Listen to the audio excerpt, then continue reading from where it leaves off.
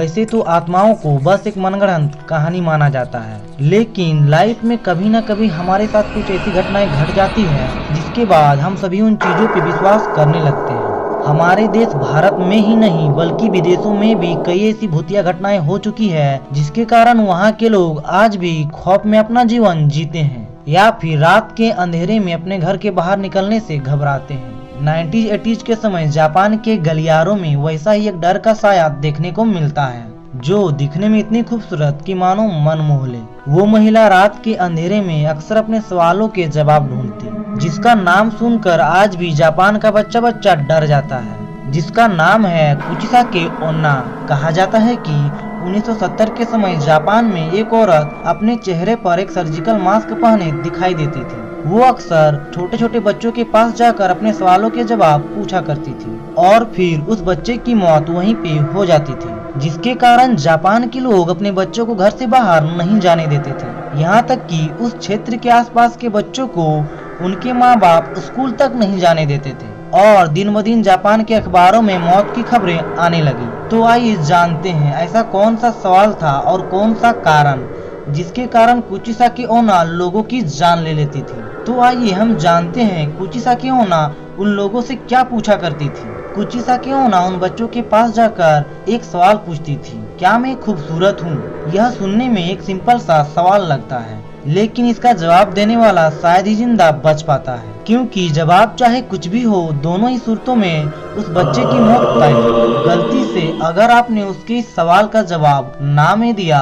तो वह आप पर कैंची से हमला करके जान से मार देगी, लेकिन आपका जवाब अगर हाँ होता है कि आप बहुत खूबसूरत हो, तब वह अपना सर्जिकल मास्क अपने फेस से हटा देती है, जिसके बाद उसका चेहरा इतना भयानक नजर आता है कि कोई व्यक्ति डर जाए उसका चेहरा देखकर, मानो किसी ने उसका चेहरा कैंची से चीर दिया हो। फिर कुचिसाकी ओना यह सवाल दोबारा पूछती है, क्या मैं अब भी खूबसूरत दिखाई दे रही हूँ?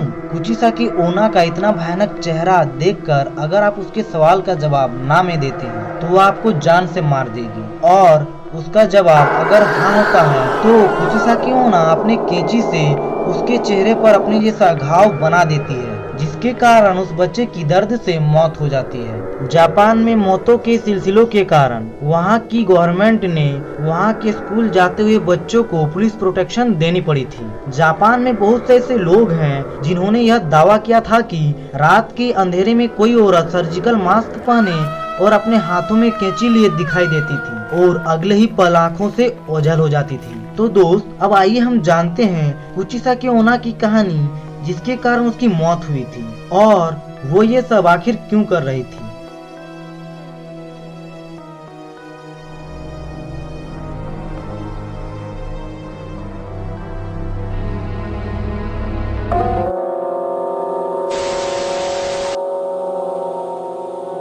जापान जितना खूबसूरत और डेवलप दिखाई देता है, उतना ही रात के समय में डरावना भी हो जाता है। कहा जाता है कि जापान में कई ऐसे गलियारे हैं जहां बुरी शक्तियां वास करती है, जिसके कारण जापान के लोग आज भी उन गलियारों में रात को जाने से घबराते हैं। ऐसा ही जापान में एक रेलवे स्टेशन है जिसका नाम है मिशिन एक्सप्रेसवे, जहां पे रात के अंधेरे में कभी कभी एक लड़की दिखाई देती है जो आधा कटी हुई है, जिसका सिर्फ ऊपरी हिस्सा हमें दिखाई देता है, जो कुछ इस तरह से दिखाई देता है। जापान के लोग इस लड़की का नाम काशिमा रेको के नाम से जानते हैं, जो नेचर में काफी शर्मीली स्वभाव की थी, जिसके कारण उसके दोस्त उसके साथ हंसी मजाक किया करते थे। साफ शब्दों में कहें तो उसके दोस्त उसको परेशान किया करते थे, लेकिन फिर भी वो अपने दोस्तों को कोई रिप्लाई नहीं देती थी। वो चुपचाप उनकी बातें सुन लिया करती थी। हमारे यहाँ पे एक कहावत है, मजाक मजाक में रजाक मियाँ मर गया था।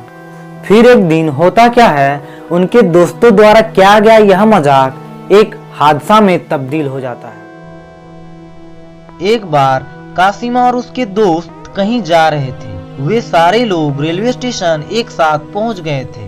फिर उसके आगे होता क्या है, काशिमा के एक दोस्त ने उसके गर्दन पर एक कीड़ा रख देता है, जिसके कारण काशिमा काफी ज्यादा डर जाती है और रेल की पटरी पर गिर जाती है।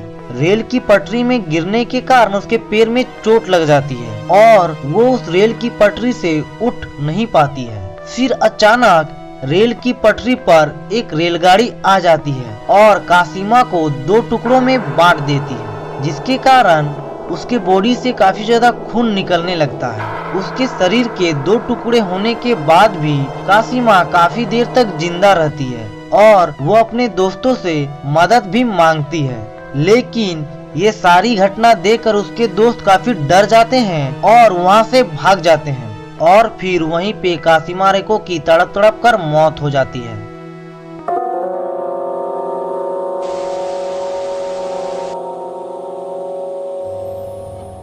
हेलो एवरीवन, आज मैं आपको जापान के एक मशहूर अर्बन लेजेंड्स के बारे में बताऊंगा। आपने तो बहुत सारे हॉन्टेड हाउसेस के बारे में सुना होगा या फिर आप में से किसी न किसी ने उन हॉन्टेड हाउसेस के अंदर किसी न किसी पैरानॉर्मल एक्टिविटी का अनुभव किया होगा या फिर उन घरों में कुछ ऐसी अनहोनी शक्तियों का अनुभव किया होगा जो हमारे मन में भय उत्पन्न कर देता हो।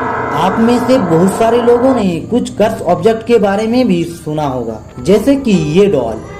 इस डॉल का नाम है एनाबेल डॉल, जिसने कईयों की जान ले ली, या फिर एक ऐसी पेंटिंग जिसमें एक शैतान की आत्मा को कैद किया गया हो। आप में से किसी न किसी ने तो सुनी ही होगी इन सारी कर्स ऑब्जेक्ट के बारे में। नॉर्मली होता क्या है, जब किसी घर की लाइट चली जाती है तब हम अंधेरे से बचने के लिए लाइट जलाते हैं या फिर मोमबत्ती या लालटेन का उपयोग लाइट के लिए करते हैं। अगर मैं कहूँ यही लालटेन आपकी जान ले ले तो जी हाँ, सही सुना आपने। आज मैं आपको जापान के एक ऐसे अर्बन लेजेंड के बारे में बताऊंगा जो मरने के बाद एक ऐसे ऑब्जेक्ट में समा गया, जिसके कारण जापान के लोग आज भी उस ऑब्जेक्ट को अपने घर में रखने से और अंधेरा होने के बाद उस चीज को जलाने से डरते हैं। तो इस अर्बन लेजेंड का नाम है बाके ओ चोचिन या फिर चोचिन ओ उबाके के नाम से भी जाना जाता है। जापान के इस फेमस अर्बन लेजेंड, जिसकी कहानियां आज भी जापान की दादियां अपने पोतों और पोतियों को सुनाती हैं। कहा जाता है कि जब इस व्यक्ति की मौत हुई थी तब इसके अंदर इंसानों के प्रति घृणा द्वेष से भरा हुआ था और जब यह मरा तब इसकी आत्मा पेपर के एक लालटेन में कैद हो गई। सन 1784 ईस्वी में जापान में कई सारे मौतें हुई, लेकिन उन सब मौतों में एक कॉमन बात थी। उन सब मौतों के आसपास में एक पेपर का लालटेन रखा हुआ होता था और उन लोगों के बॉडी में अजीब से घाव के निशान बने हुए होते थे। जापान के लोगों को कई बार रात के अंधेरे में उस पेपर लालटेन पर बड़ी बड़ी लाल लाल आंखें और जबान बाहर निकली हुई दिखाई देती थी। आज भी जापान के कई सारे लोग बाके ओ चोचिन को देखने का दावा भी करते हैं। तो दोस्त, जापान के इस अर्बन लेजेंड की कहानी में कितनी सच्चाई है, कमेंट में बताएं। तो दोस्त, मिलते हैं ऐसे ही किसी नेक्स्ट वीडियो में। तब तक के लिए बाय, टेक केयर और हाँ, चैनल को सब्सक्राइब करना मत भूलना।